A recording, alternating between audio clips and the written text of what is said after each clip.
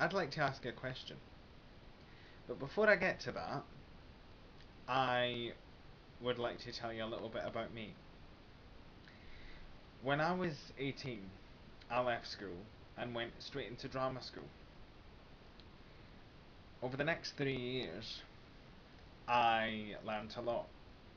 I learned how to project my voice, I learned how to communicate better on stage and off stage, but overall, I learned how to act. And I played some brilliant parts. I mean, Paris in Romeo and Juliet. Um, who else? Oh yeah, Reverend Paris in The Crucible. You know, these amazing high status characters that somebody like me could only really dream of playing because they're not written for people like myself. And that brings me to my next point. When I left drama school, I had to learn how to look for work.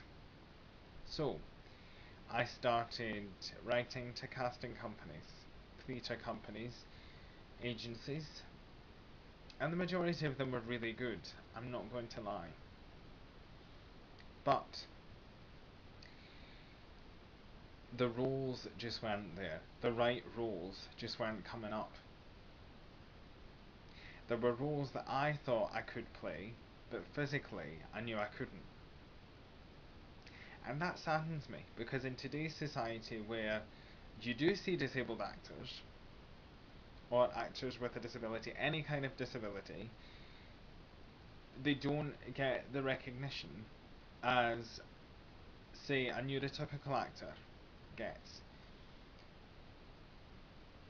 And I really don't think that actors with disabilities should be made to feel any different to neurotypical actors because we've all had the same training in one way or another. But just because they've got a disability, they're put up for certain parts, and they're never allowed to experiment. So, I mean, we've seen actors with disabilities play neurotypical parts before. We've seen an actor with Down syndrome play Hamlet.